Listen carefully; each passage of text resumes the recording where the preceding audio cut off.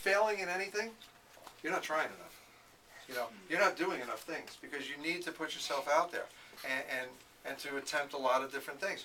Edison didn't light the light. I think it's something like, I don't know if this is legend or not, but they say like almost 10,000 times he tried different ways before it actually lit. Okay? So he didn't give up. You think he had a burning desire to get that light lit? Okay? It must be pretty dark where he was living. So, but the thing is... He was afraid of the dark. He was afraid of the dark? Uh-huh. There you go. So he had a burning desire. I just read that he was afraid of the dark. Is that right? I never heard that. That's a good one. So, but he kept at it. So, and if you look at all great people, many of them are, I think if you look at, I have another thing, we're not going to get into it here, about Oprah, Jack Welch, all of these people failed many times before they succeeded. So the key is learn from your thing. Learn from your mistakes. Failure is not defeat, the way I look at it, okay? Failure basically is just the universe's way of telling you need a course adjustment. So I lay out, I want to get here. This is where I want to go. And I'm doing all my stuff. All of a sudden something comes up that changes, gets in my way. I don't have to give up. I just need to adjust the course. That final destination might be adjusted a little bit. It doesn't have to be that exact thing, but it'll still lead me there. So I have to be able to adjust myself a little bit as things happen. That's important. Okay? So some of the things that matter. A quality of mind belonging to people who follow the habit of going the extra mile. Are you willing to go more than the average person? Are you willing to go that extra step? Are you seeking peace of mind? Are you willing to do your life's assignments? Faith, again, is the means of approaching infinite intelligence, the source of all knowledge and facts, both great and small. And before we go on, so again, as a very quick thing, faith is a very big and powerful thing we do in the seminar. But so now, what do we have so far? Because we're going to pretty wrap it up here. Is we have, first, I need to identify where I'm at, what type of person I am. Is there anything I need to clear up so I can put myself in position for getting in touch with the spirit that I need to really guide me in a positive message? That's preparing the soil. Then I need to try, once I do that, I'll be in a better frame of mind to become clear of where I want to go. Okay? Now once I have some clear where I want to... Now, if your goal is just to be a more peaceful person, to be a better spouse, that's a fine goal. So that could be where you want to be. I want to be able to deal with my children better. Okay? I want my children to move away. Or whatever. So, I'm very thankful today to hear that my son Bobby got a job. Yes, so, because I can't carry him any longer. But whatever it is, be clear about it. And that's what I'm saying, it's not just about money. A lot depends on where you are in life and what you want out of life. You might have money already. You don't need money. Everybody could use money, but you might have enough where you're content. So you just want to have a better relationship with people or whatever. So, you want to be clear on that, and then you want to just really start practicing that faith and belief in that, and so forth. Now, the problem that we occur is that a lot of us have things that are ingrained in us already, and we need to change those things. You will never fully get rid of things that are in yourself altogether. Our minds are the greatest computer ever made. So, I read something the other day that everything we've ever seen, heard, or smelled we have inside our computer and can be brought out. Under hypnosis, that's many things that they do. They will actually bring you back. They use that in therapy sometimes to have you be healed of something.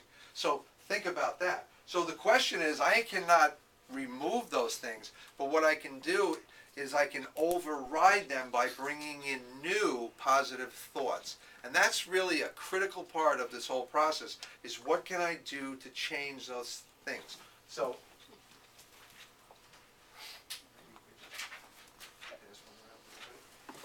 So this is a lot of affirmations and things that you might want. Some people might use this just to stop smoking, stop drinking, get in better shape, have a better diet, be a better spouse, find a mate, whatever it could be. Get a better job. There's no limit to what you can use this for, but you need to start applying some type of affirmations, and these things are pretty good regarding that.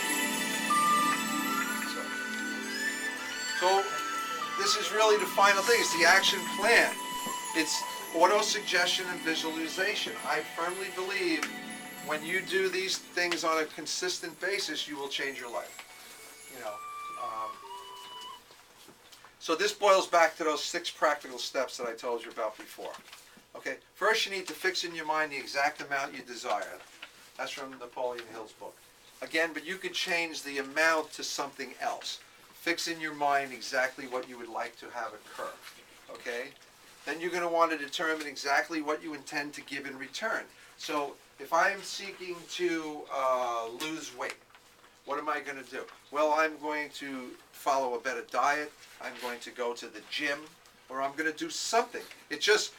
I can't just mentally believe I'm going to lose weight and not do something. So I need to do something along those lines. Again, I want to rid myself of debt, per se, okay? Or I want to, you don't even want to use that word debt too much, but I want to be in a good financial position. Okay, what am I going to do? I'm going to take out a pad and I'm going to mark down everything I spend every day. Whatever it is. I mean, you'll come up with this with somebody else, so exactly what you plan to do in return. I'm going to establish a definite date when I intend to have it. When I opened my company in Long Beach, I said within 3 years I would be the #1 broker in town. Okay? I did this. I had the index cards. I read them every day. And believe me, when I talk about adversity, 9 days into my company, I was hit with a lawsuit from my old boss trying to tell me that I stole trade secrets in real estate. I mean, what kind of trade secrets are there? And I had to go to court to fight, which I eventually won. So that was a major adversity that came up to me. But we just used that as a fueling point to be more committed to doing what we're doing. And there's no question about it, within 3 years, we were the #1 broker, and we stayed that way for many years. Now, it wasn't just because I said I wanted that. I did a lot of work, too. I mean, I said I would dedicate myself to being educated. I would get involved in the board. I will show up to work every day. You know, there was things I was going to do. The law of attraction, you know, they make it on TV look like, oh, yes, just make a vision board and put the big house up there, and next thing you know, you're going to have the house. I don't think so. It's a little bit more than that. You have to actually do something. So, now things along peace, same thing with peace. You know, if I want peace in my heart and I want to get along with people. Well, I'm going to need to do an inventory and find out what is it about me that makes me not be peaceful, and work on changing it. Create a definite plan, which is pretty much what I'm talking about. Doesn't have to have details of everything along the way. I'm sure when Maca opened this business, she didn't have details out for 10 years, but she knew what she was doing. Maybe she did. So, but I don't think so. In most cases, you have a general plan, and you're following that plan, and then you adjust course as you go along. So, and then you write those things out somewhere, on a card. I don't care. You can even put them on an audio and play them to yourself. Whatever you want to do. It doesn't matter. And you need to read that statement twice daily. In fact, if you want, if you're like me, see, I'm one of those people, they tell me, do things 100 times, I want to do it 200 times. So I'm going to do it more. So, like, there's nothing to say you can't read this, have this card with you all day long and just read it whenever you get a break. So the key is at least twice a day. So here's some other type of goals you might have.